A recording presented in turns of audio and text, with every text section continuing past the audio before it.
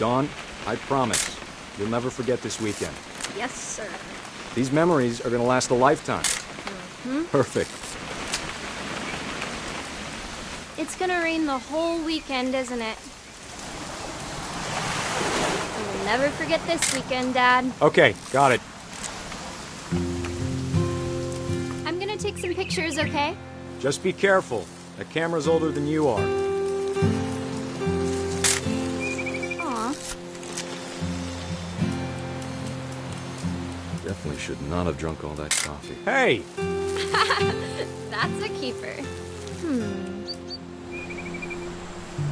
I'm just saying, I'm not always gonna be here, Dawn. You'll need to remember this stuff, if you want to survive. I'll be fine, Dad. You know who else thought he was gonna be fine? Some guy who died. Dawn, I'm being serious. Dad! Good eyes, Dawn.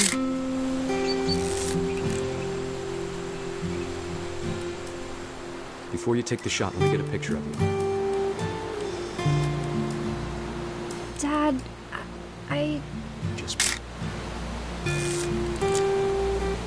Let me get behind you.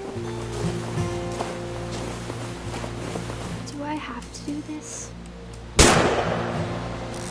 Great shot, Dawn!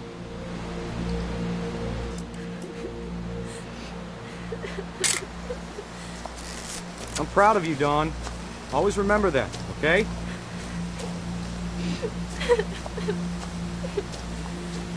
Dad, it's twitching. I think That's it's totally normal, Dawn. Just focus on the camera. Try not to think about... Dad!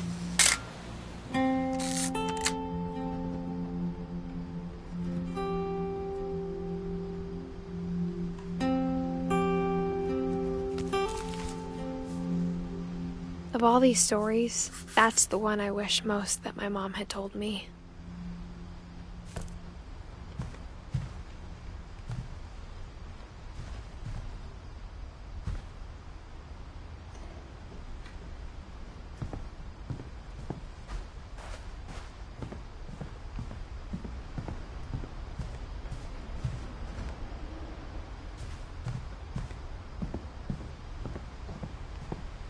Instead of hiding from death, Sam seemed to go out of his way to meet it.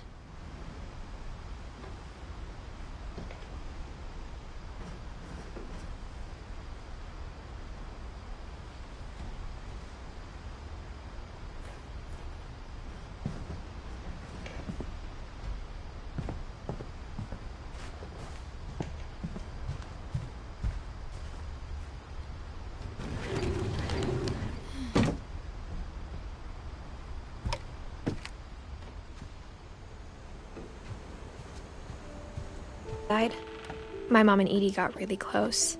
They'd both lost a lot.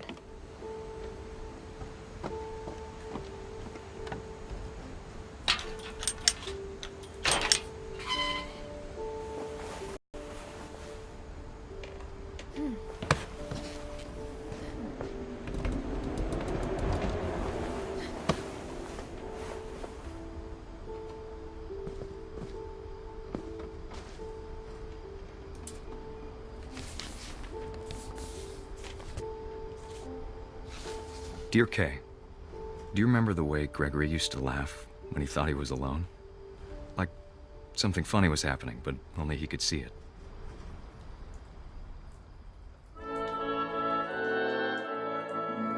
I think he saw things the rest of us don't.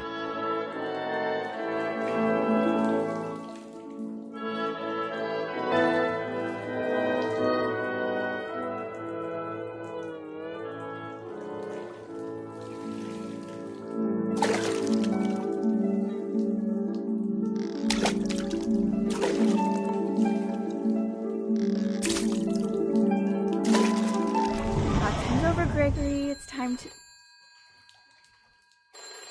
Hold on, sweetie. Hello?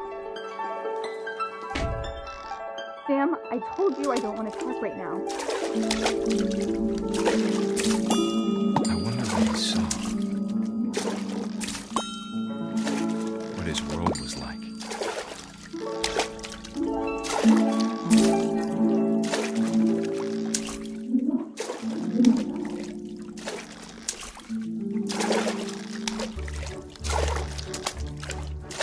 reminded me so much of Calvin.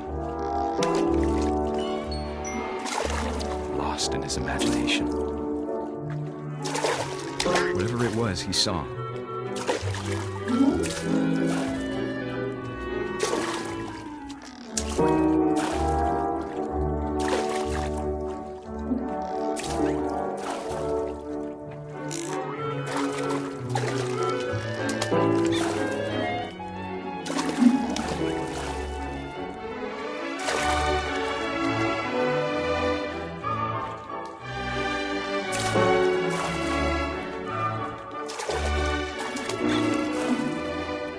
Sure made him happy.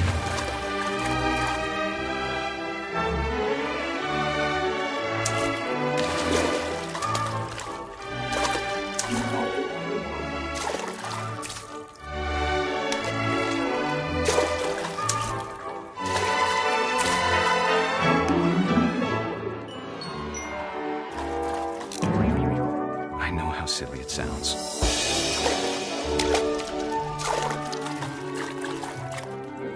That I worried about a baby being too happy. But I could feel him slipping away. Sorry about that, Gregory. I know you did everything you could. Maybe if I hadn't called that night.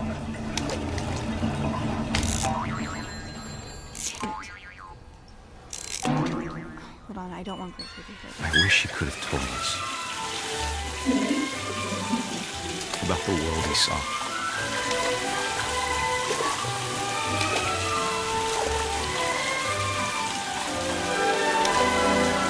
There's so much I don't understand about Gregory. About everything.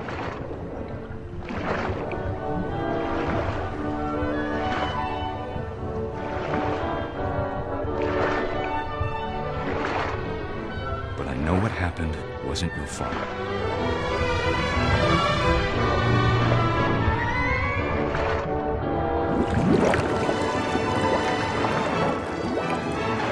I'm sure he's happy.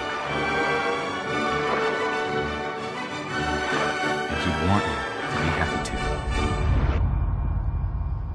Good luck, Kay. Love, Sam.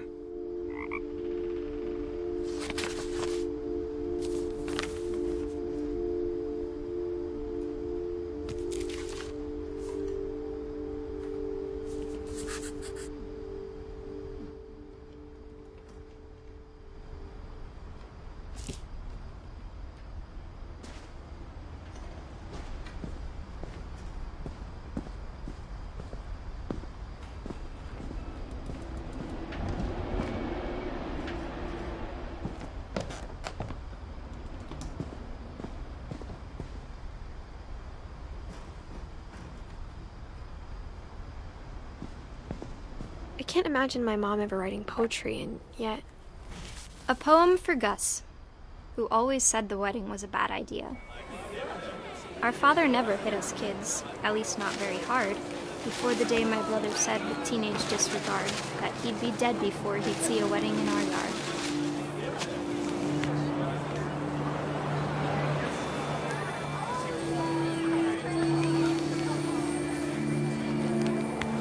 My father made him come, of course, but Gus stood far apart, just flew his kite and bottled up the storm inside his heart.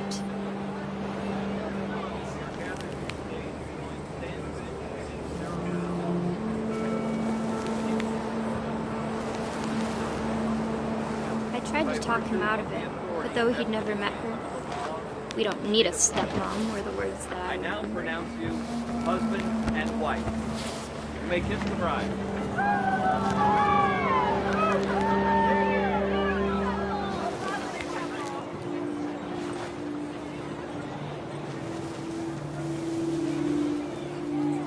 When the time for photos came, Dad ordered him to come here. But Gus declined, and as a sign held up his middle finger.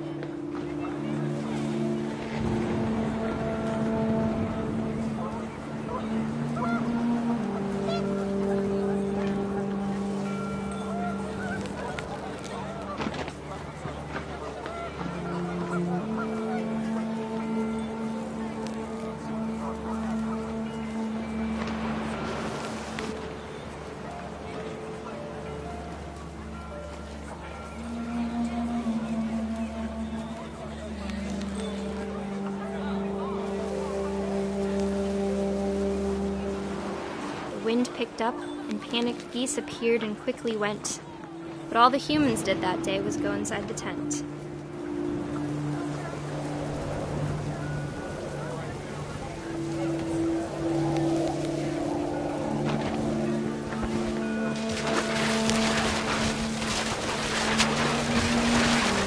The rain came down in buckets then, but no one seemed afraid that nature might destroy the tent our dad had crudely made.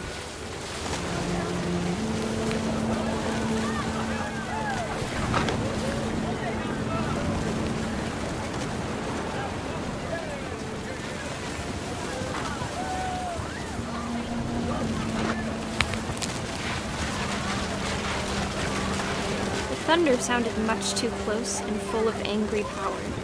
But all my father said to this was, "Make the music louder."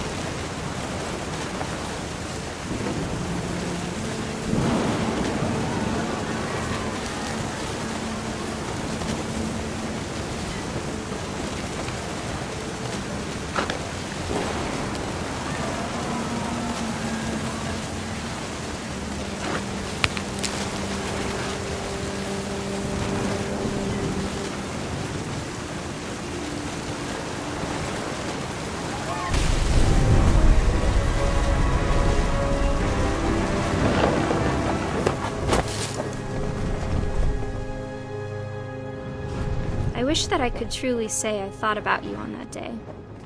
Out there on the beach alone, just you, the wind, the sea, and foam.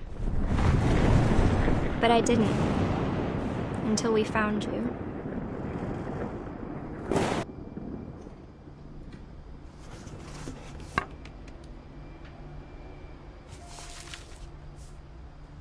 She never talked about him, but Mom told me once if I was a boy, they were going to name me Gus.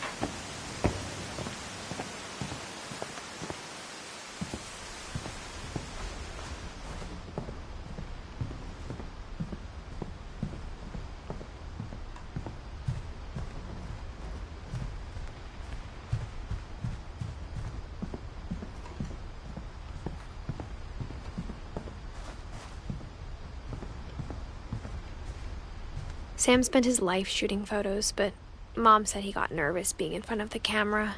I guess we're all afraid of something.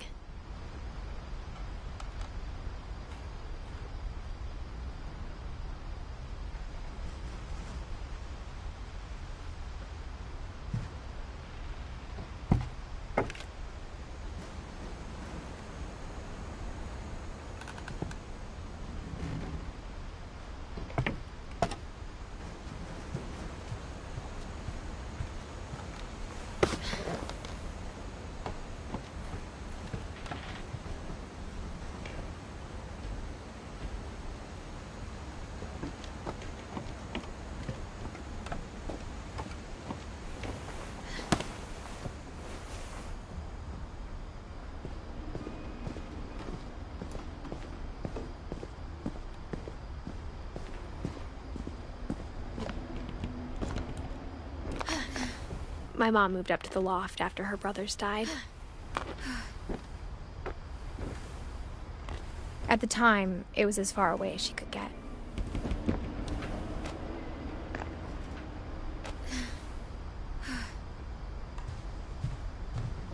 She spent a summer building houses in Calcutta, where she met my dad, Sanjay. My mom moved to India a week after graduation and got a job teaching English. Louis was born a year later.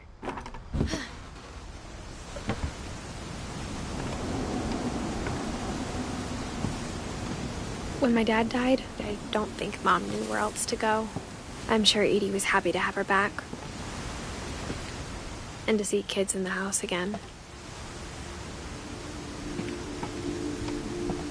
The house had to get a little bigger, but Edie was used to that.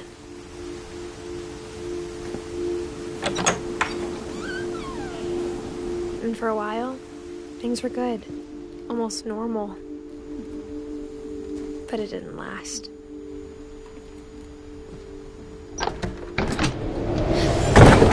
The beginning of the end was Milton's 10th birthday, when Edie gave him a castle.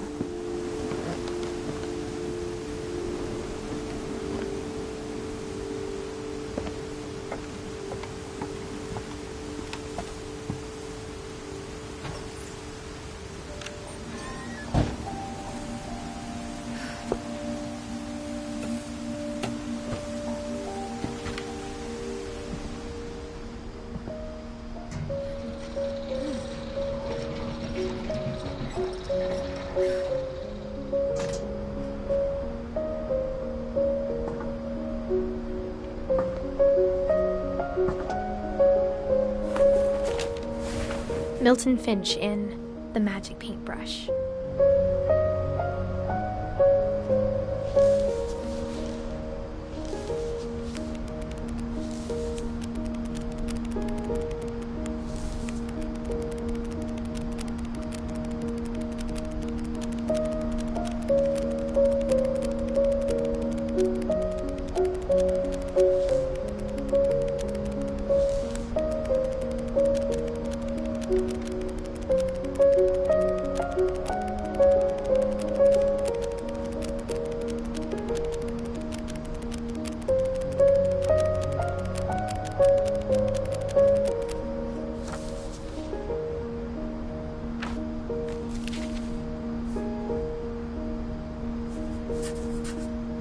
I was 4 when Milton disappeared.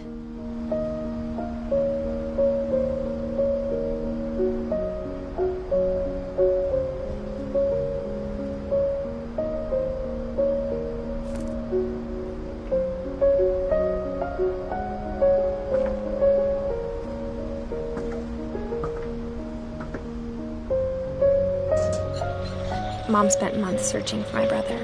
Then she sealed the doors.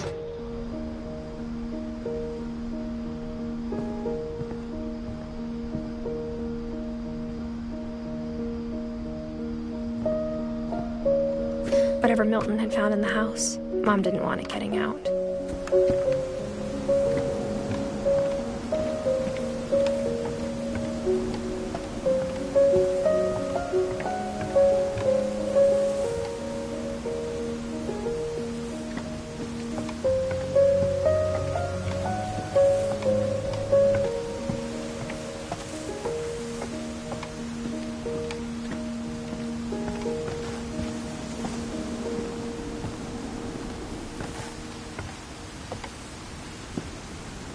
Mom definitely blamed Edie, but I think Louis blamed himself. After he graduated, he just spent more and more time in his room, until Mom got him a job at the cannery.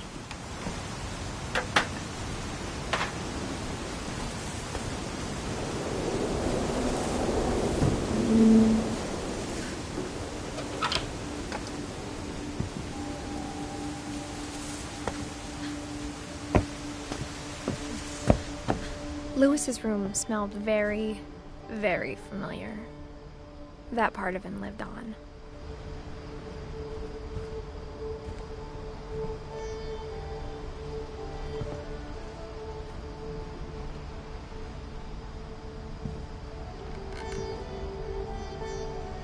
Louis and I spent a lot of time playing games together, but he was surprisingly bad at them.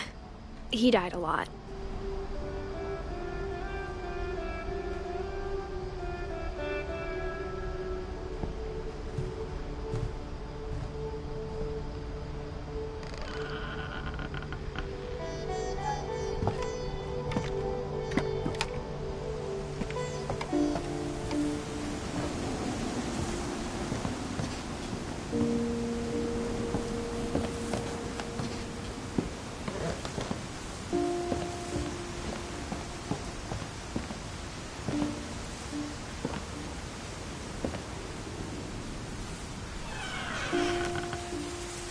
I wish we'd stayed.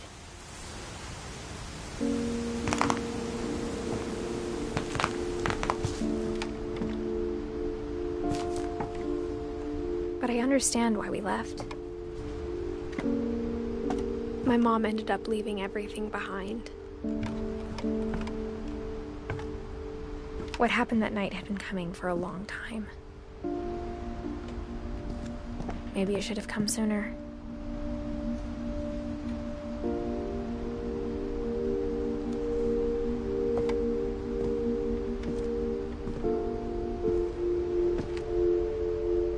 But it had to end one way or another. All that's left now is to tell you about that last night.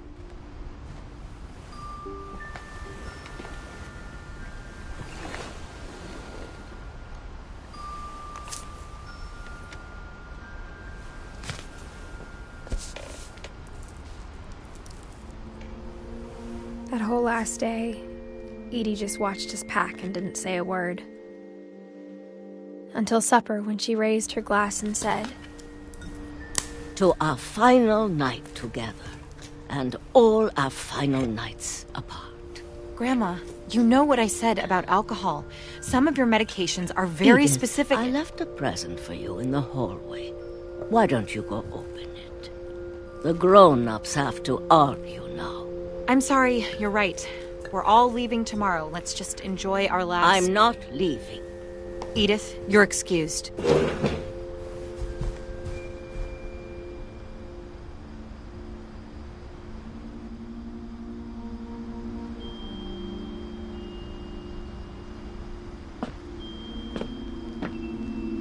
The power had been shut off that morning, but Edie always had plenty of candles. When my mom sealed the library, I don't think she knew about the other entrance. Or that Edie had a key to it.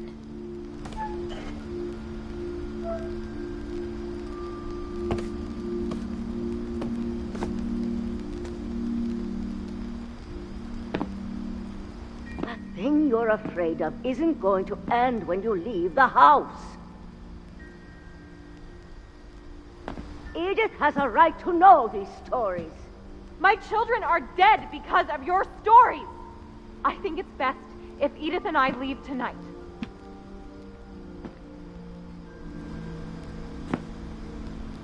We'll have the nursing home send a van for you in the morning, okay?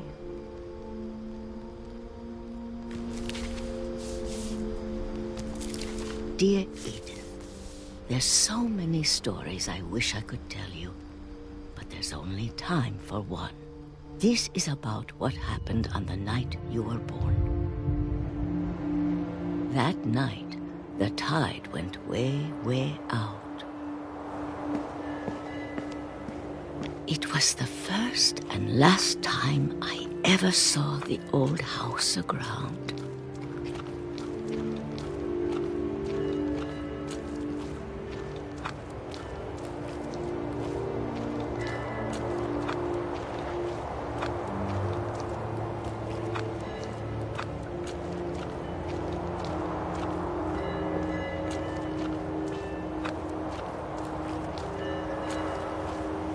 God, it smelled awful. No, I've seen that house every day of my life.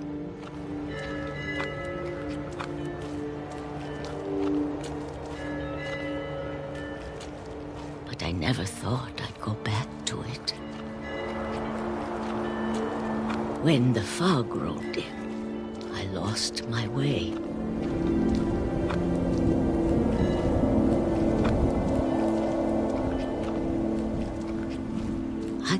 turned around.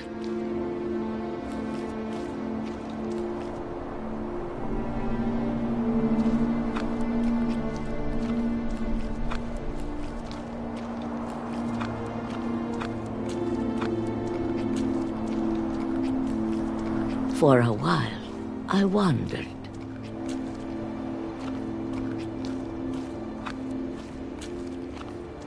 I started seeing things.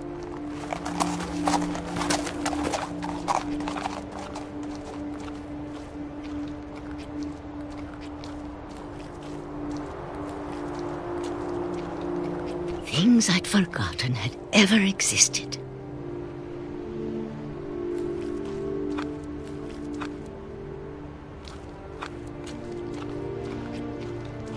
But when I saw them, they felt like old friends. That night, a lot of things came back to me. Or maybe I came back to them.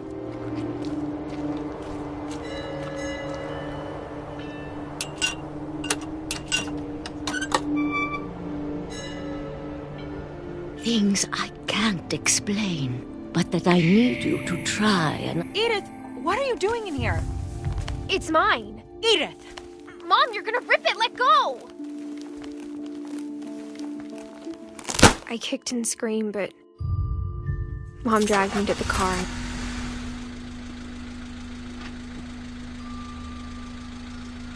I never saw Great-Grandma Edie again. The next morning, the van came to pick her up, but she was already gone. After that, we moved around a lot.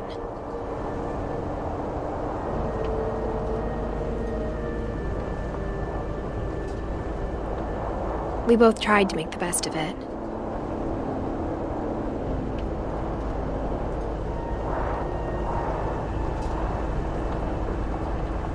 A few years went by.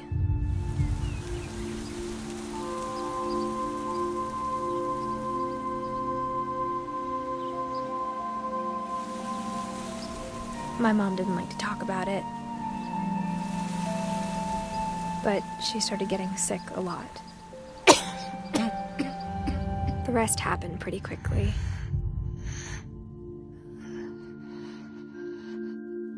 She got better for a while, and then she didn't.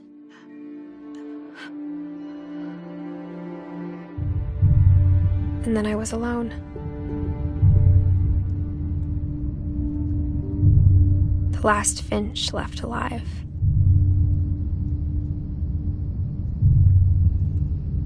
Until I found out about you. I'm still not sure what to tell you about all this. If we lived forever, maybe we'd have time to understand things. But as it is, I think the best we can do is try to open our eyes and appreciate how strange and brief all of this is.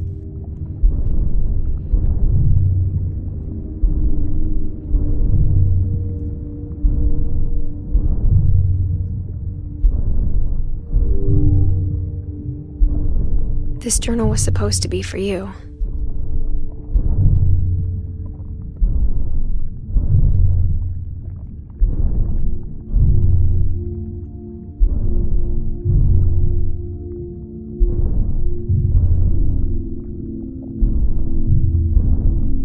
But now I hope you'll never see it.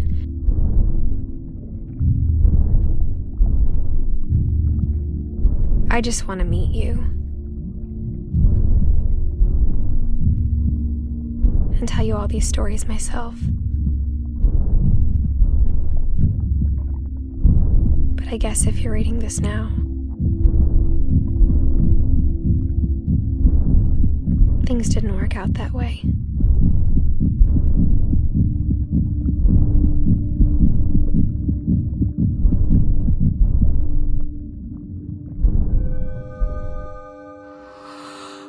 This is where your story begins.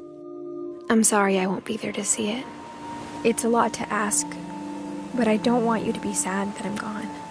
I want you to be amazed that any of us ever had a chance to be here at all. Good luck.